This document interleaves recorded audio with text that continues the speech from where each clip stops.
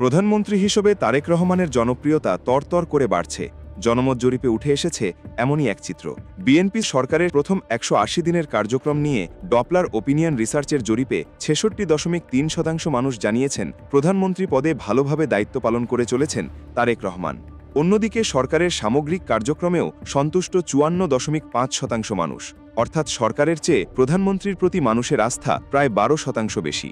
Doppler approval rating survey ২০২৬-এর ফল বলছে প্রধানমন্ত্রীর ব্যক্তিগত জনপ্রিয়তা শক্ত অবস্থানে রয়েছে। ৬৬.৩% মানুষ মনে করেন প্রধানমন্ত্রী ভালোভাবে দায়িত্ব পালন করছেন, বিপরীতে ২১.৬% তার কাজকে নেতিবাচকভাবে দেখেছেন। কিন্তু সরকারের সামগ্রিক কার্যক্রমের চিত্রটা কিছুটা ভিন্ন।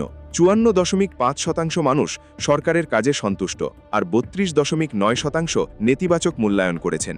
বিশেষ করে মানুষের দৈনন্দিন জীবনযাত্রার সঙ্গে যুক্ত বিষয়গুলোতেই সরকারের প্রতি অসন্তোষ সবচেয়ে বেশি। দেশের সবচেয়ে বড় সমস্যা হিসেবে ৫৯.৫% মানুষ বিদ্যুৎ ও জ্বালানিকে চিহ্নিত করেছেন। ৫৯.১% বলেছেন নিত্য প্রয়োজনীয় পণ্যের দাম। আইন শৃঙ্খলা নিয়ে উদ্বিগ্ন ৩২.৬% এবং কর্মসংস্থানকে বড় সমস্যা মনে করছেন ৩০.৮%।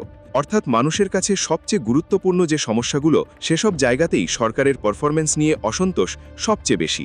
পারিবারিক আর্থিক অবস্থার ক্ষেত্রেও চাপের চিত্র স্পষ্ট। ৪৬.৫% মানুষ বলেছেন ১ বছর আগের তুলনায় তাদের পরিবারের আর্থিক অবস্থা খারাপ হয়েছে। মাত্র ১৭.৫% বলেছেন অবস্থার উন্নতি হয়েছে। তবে ভবিষ্যৎ নিয়ে পুরোপুরি হতাশ নন মানুষ। আগামী ১ বছরে পরিবারের আর্থিক অবস্থা ভালো হবে বলে আশা করছেন ৩৮.১%।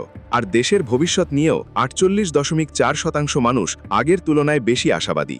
সরকারের কিছু উদ্যোগে অবশ্য শক্তিশালী জনসমর্থন রয়েছে। ফ্যামিলি কার্ডের পক্ষে মত দিয়েছেন ৭৮.৬% মানুষ। সরকারের কর নীতিকে সমর্থন করেছেন ৭০.৭%। সরকারের বিভিন্ন খাতের মধ্যে শিক্ষা খাতেই সবচেয়ে ভালো মূল্যায়ন পাওয়া গেছে।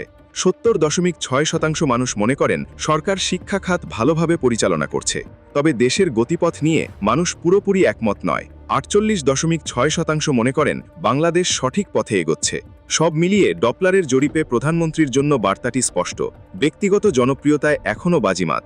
৬৬.৩% মানুষের আস্থা তার প্রতি। কিন্তু সেই আস্থাকে সরকারের সামগ্রিক জনপ্রিয়তায় রূপ দিতে হলে বিদ্যুৎ, গ্যাস, দ্রব্যমূল্য, কর্মসংস্থান ও আইন শৃঙ্খলার মতো মৌলিক সমস্যায় দৃশ্যমান পরিবর্তন আনতে হবে। কারণ মানুষ এখনও আশাবাদী, কিন্তু সেই আশাবাদের সঙ্গে প্রত্যাশাও বাড়ছে।